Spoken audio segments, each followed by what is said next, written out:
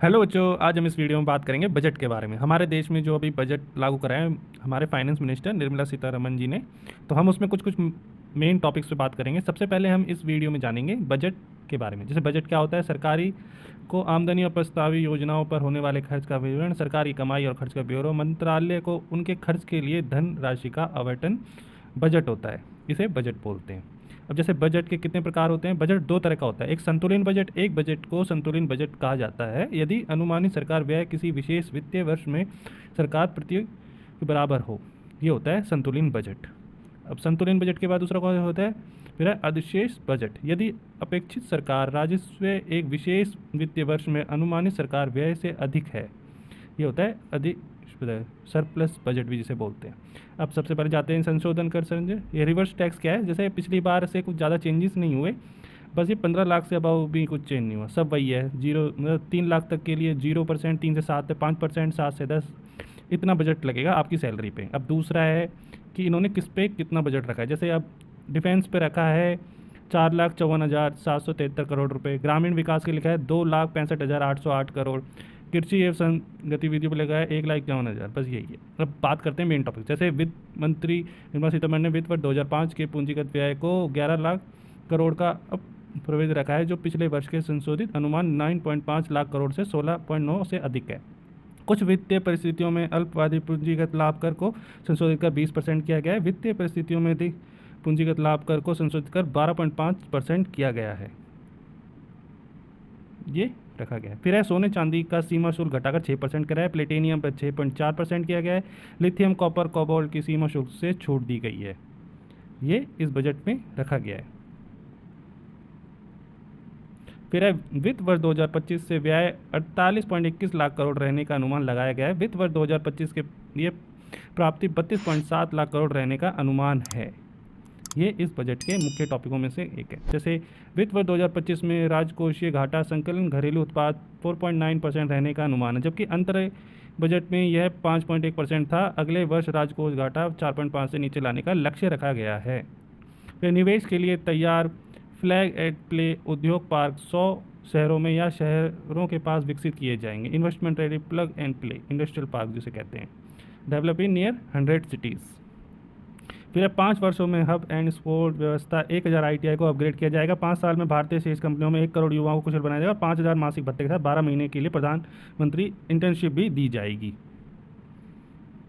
फिर कृषि और संबंध क्षेत्रों के लिए 1.52 लाख करोड़ रुपए का प्रावधान किया गया है और 10,000 जैव अनुसंधान केंद्र स्थापित किए जाएंगे। मतलब बायो रिसर्च सेंटर को भी इस्टेब्लिश किया जाएगा 10,000। फिर है बजट 2024 में 4 जातियों को प्रकोप किया गया है, मतलब मेन क्या रहेगा, जैसे गरीब, महिला, युवा और अन्नदाता, फूड प्रोवाइडर। जैसे फार्मर बोलते हैं अन्नदाताओं को, तो उन पे मेन फोकस किया गया है। फिर केंद्रीय वित्त मंत्री निर्मला सीतारमण ने अपने बजट भाषण में अगले 5 वर्षों में लगभग 4.1 करोड़ युवाओं के लिए रोजगार सृजन का प्रस्ताव रखा है। इसके लिए वित्त मंत्री ने 2 लाख करोड़ रुपए का आवंटन किया है, मतलब 2 लाख रुपए अलॉट किए हैं। वित्त मंत्री ने घोषणा की ही 25,000 ग्रामीण बस्तियों को बारहमासी सड़क उपलब्ध कराने के लिए प्रधानमंत्री ग्रामीण सड़क योजनाओं का चरण 4 शुरू किए जाएंगे। फेज़ 4 अनाउंस है, फेज़ 4 प्रधानमंत्री। फिर वित्त मंत्री ने घोषणा की ही कि स्टेट वार्ड्स के लिए PM स्वनिधि योजना के आधार पर अगले 5 वर्ष में चुनिंदा शहरों में 100 साप्ताहिक हाटों को बढ़ावा देने के लिए योजनाएं बनाई जाएंगी। फिर प्राइवेट सेक्टर को हर एरिया में सरकार की स्कीम के जरिए मदद दी जाएगी। नेशनल कंपनियां लॉ ट्रिब्यूनल के जरिए 3.3 लाख करोड़ रुपए कंपनियों को दिए जाएंगे, लॉ ट्रिब्यूनल। फिर है CDB की पहुंच बढ़ाने के लिए अगले 3 साल में नई ब्रांच खोली जाएंगी। इनमें 24 ब्रांच इसी साल खोली जाएंगी। सरकार इंटर्नशिप के लिए 500 टॉप कंपनियों में 5 करोड़ युवाओं को इंटर्नशिप देने का प्रावधान करेगी। प्रधानमंत्री आवास योजना शहर के तहत 10 लाख करोड़ रुपए के निवेश से 1 करोड़ गरीब मध्यम वर्ग परिवारों को आवास संबंधी जरूरतों को पूरा दिया जाएगा। इसमें अगले 5 वर्ष में 2.2 लाख करोड़ रुपए की केंद्रीय सहायता शामिल है।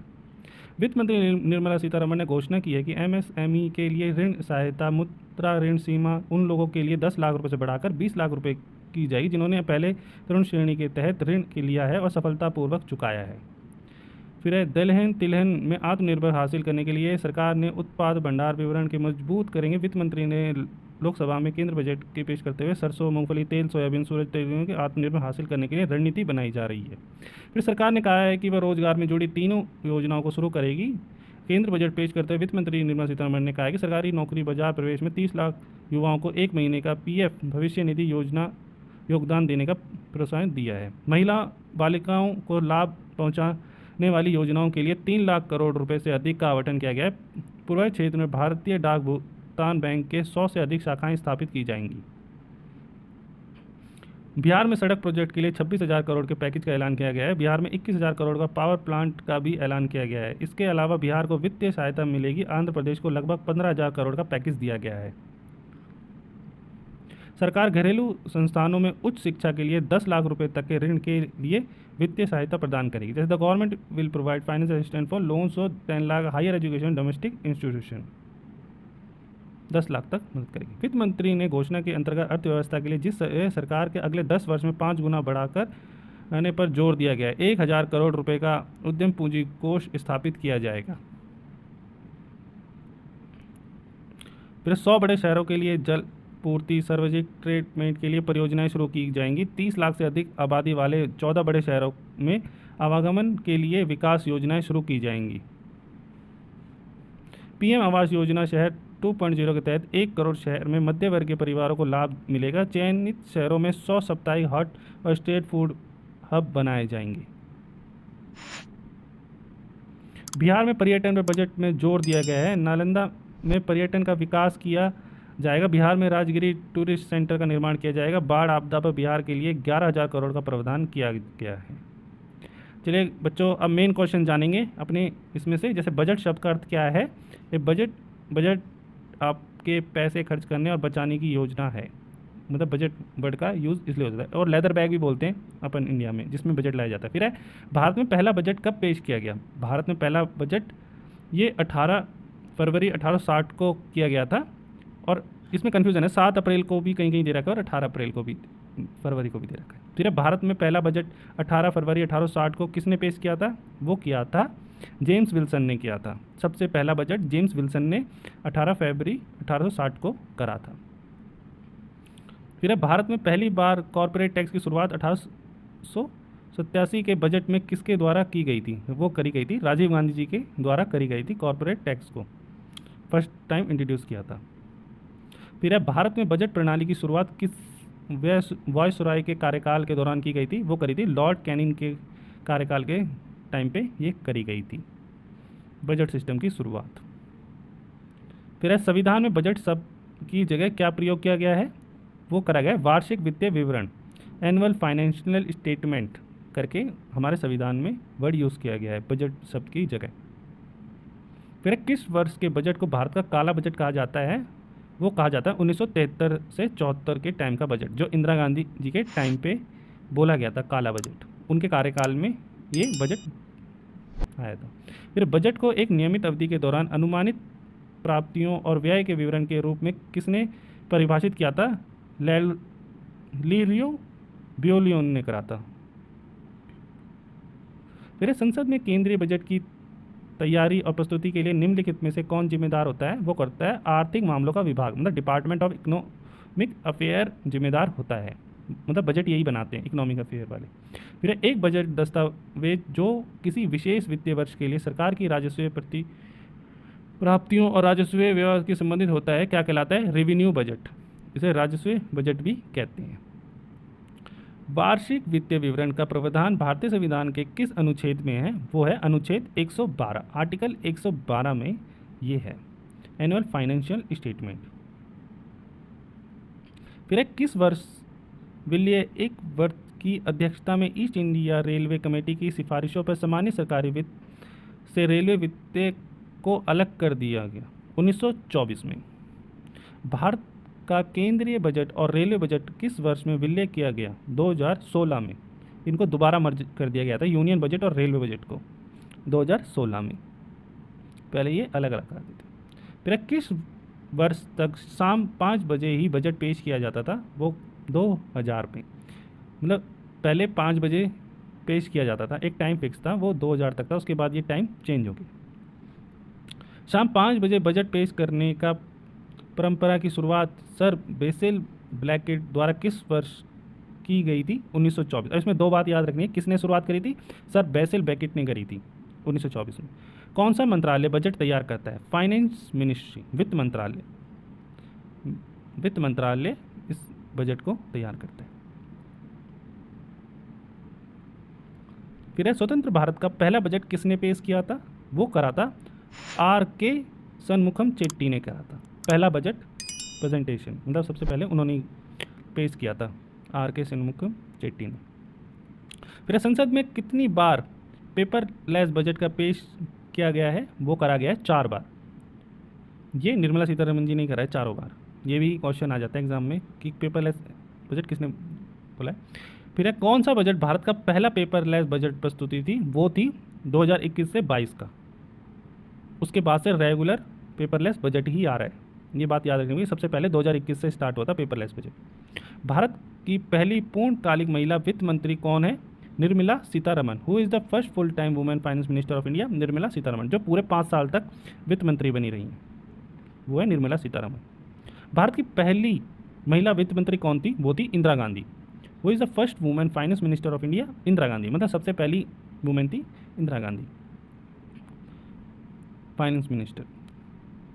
फिर है, लगातार 7 बार बजट पेश करने वाली पहली महिला वित्त मंत्री कौन बनी? वो भी निर्मला सीतारमण जी ही बनी है। लगातार इन्होंने पिछले 7 साल से बजट पेश किया है। भारत में शून्य बेस बजट का प्रयोग पहली बार किस वर्ष में किया गया था? वो करा था 1887 में करा गया था। 1987 में, सॉरी 1987 में करा गया था। किसने भारत में सबसे लंबा बजट भाषण दिया गया था? वो भी निर्मला सीतारमण जी ने ही दिया था। 2 घंटे 40 मिनट तक उन्होंने ये भाषण दिया गया था, जिसे सबसे लंबा भाषण भी बोला जाता है।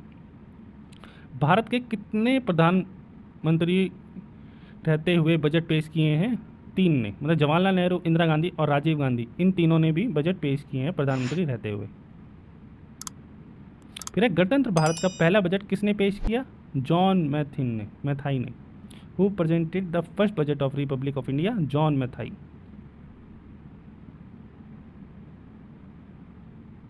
गणतंत्र भारत का पहला बजट कब पेश किया गया? When was the first budget of the republic of India presented? 28 फरवरी 1950 में ये पहला बजट आया था।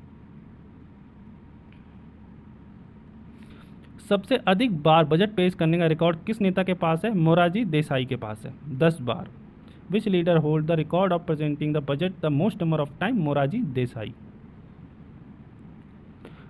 2017 से पहले बजट किस तिथि को पेश किया जाता था? फरवरी के अंत में, at the end of February. On which date for the budget presentation before 2017 के बाद बजट किस तिथि को पेश किया जाने लगा? मतलब ऑन विच 1 फरवरी को। On which date did the budget start be present after 2017? 1 फरवरी को। अब 1 फरवरी को ये बजट पेश किया जाता है। अंतरिम बजट को क्या कहा जाता है? Mini budget, vote on account. What is the interim budget called? Mini budget भी बोला जाता है, जिसे वोट ऑन अकाउंट भी बोला जाता है। भारतीय बजट व्यवस्था का जनक किसे कहा जाता है? जेम्स विल्सन को बोला जाता है। Who is known as a father of Indian budget system? James Williams को फादर ऑफ इंडियन बजट भी कहा जाता है सिस्टम। फिर किस प्रधानमंत्री ने संसद में पहला बार बजट पेश किया? Jawaharlal Nehru. Which prime minister presenting the budget of the first time in parliament? Jawaharlal Nehru. चलिए बच्चों, आज के लिए इतना ही काफ़ी है। अब ये वीडियो आपको कैसी लगी हमें कमेंट में ज़रूर बताएं, और इस वीडियो को लाइक करें, शेयर करें, अपने दोस्तों के साथ भी शेयर करें। और फिर मिलते हैं ऐसे मज़ेदार क्वेश्चन के लिए, और हमारे बाकी वीडियो भी देखना ना भूलें।